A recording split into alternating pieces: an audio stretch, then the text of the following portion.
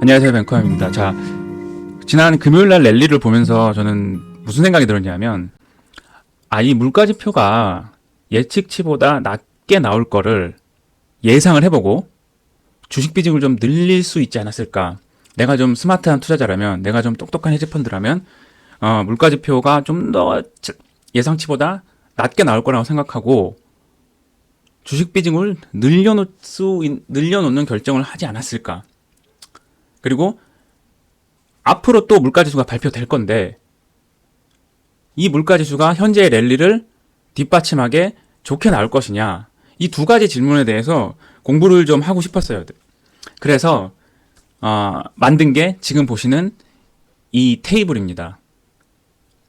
자, 지난 금요일날 미국 시간으로 이제 목요일이죠. 목요일날 나온 물가지수는 10월달 물가지수입니다. 10월 달의 물가가 예상치는 8.0% 오를 거라고 생각했는데 7.7%밖에 안 올라서 7.7%밖에 안 올라서 이전 9월에 물가가 오른 9월에 8.2%가 올랐는데 그거보다 무려 0.5%포인트 낮게, 전년 동월 대비 0.5%포인트 낮게 물가의 상승세가 확연히 진정이 되었다. 그렇게 되면 중앙은행이 뭐라 그랬죠?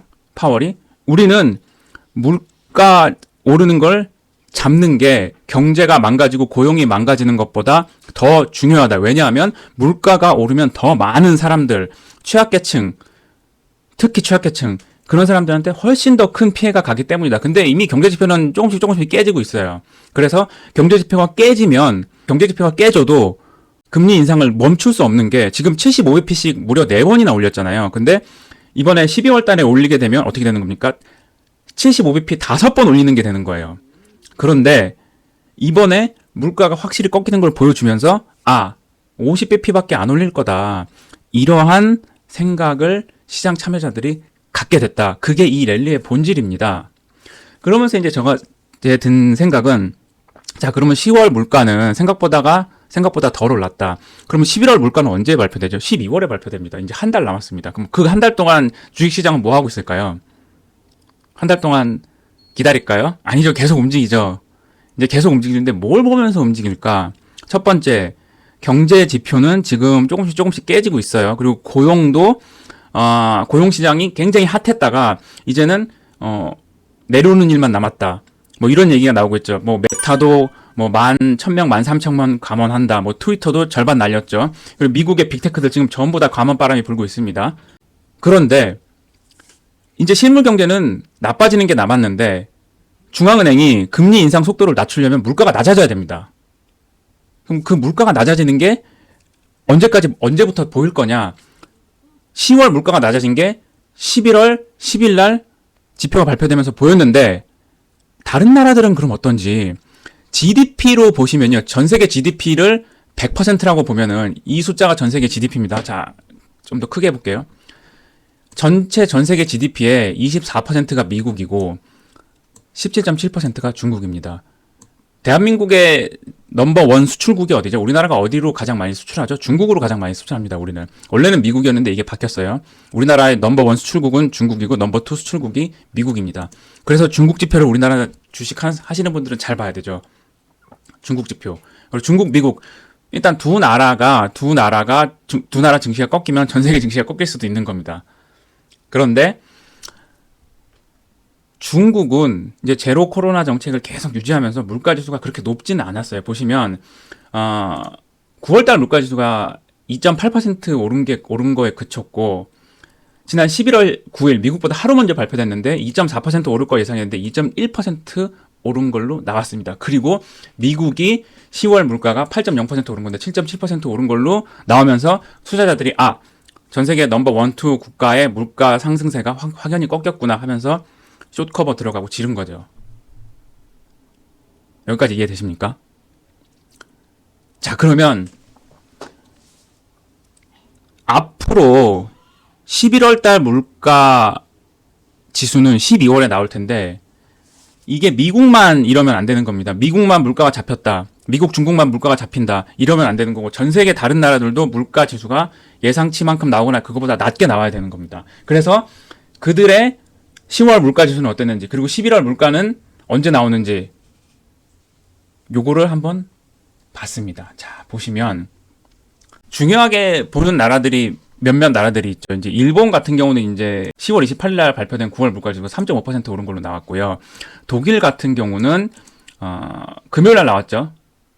지난 금요일 날 나왔는데 10월 물가가 10.4% 오를 거로 예상했는데 10월 10.4% 오른 걸로 나왔습니다. 이게 만약에 뭐 한 9.9나 10.0 나왔으면은 랠리가 금요일 날 추가 랠리가 더 강하게 오지 않았을까 그런 생각이 또 듭니다. 그리고 인도 같은 경우는 9월 물가 지수가 10월 12일 날 나왔는데 7.4% 오른 걸로 나왔고요.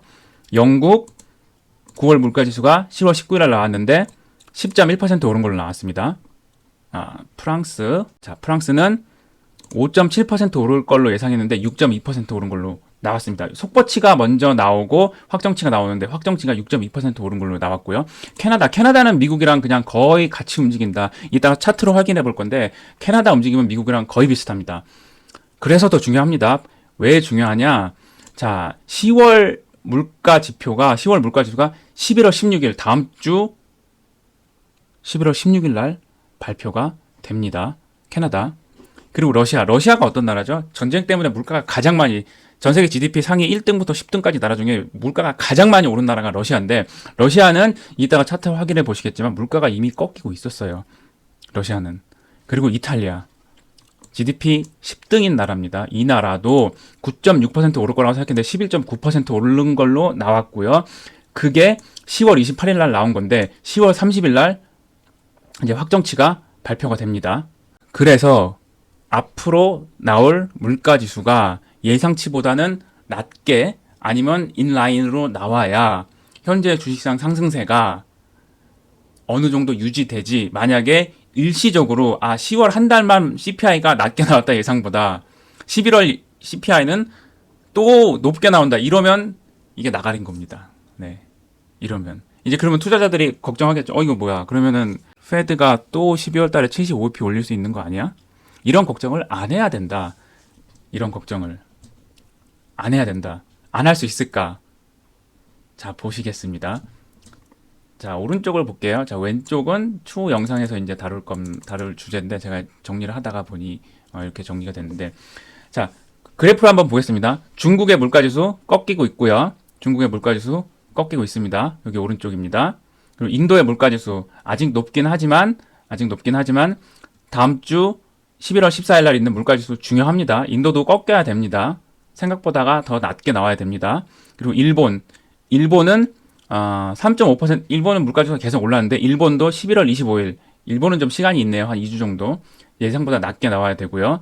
그리고 영국도 YOY로 보면은 한 10%에서 지금 머무르고 있어요. 이게 만약에 10.5, 10일 가면은 또 랠리가 영향을 받게 될 가능성이 굉장히 높은데 11월 16일 날 지표 발표 예정이 있습니다. 11월 16일입니다. 영국. 그리고 프랑스 10월 28일 날 발표가 났는데 실제가 6.2%죠. 11월 달 거는 아직 예정이 안 나는데 11월 달 물가지수도 또 중요하겠죠. 자, 그리고 캐나다입니다. 오른쪽이 캐나다고 왼쪽이 미국인데 지금 보시면 그냥 거의 같은 차트를 본다고 해도 요 왼쪽에 숫자를 지으면 이게 어느 나라 차트인지 구분이 안 갈 정도로 거의 같이 움직이고 있습니다. 캐나다 물가 지표는 YOY로 6.9% 오를 거라고 예상을 하고 있는데 그거보다 조금 더 낮게 나와야 됩니다. 랠리를 뒷받침하려면 11월 16일 다음 주죠.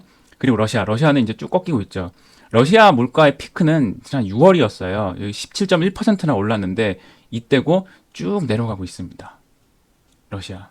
근데 이게 이제 러시아의 상황이라고만 투자자들이 생각을 하다가 드디어 꺾였다라고 목요일 날 확실히 꺾였다라고 생각을 하고 쇼커버가 나오고 중앙은행이 금리 상승 속도를 낮게 할 거다라고 생각하면서 주가가 랠리를 한 겁니다. 자, 이탈리아도 되게 중요한데 유로존 국가 중에 물가가 가장 많이 올랐던 나라 중에 하나가 이탈리아입니다. 무려 10월 CPI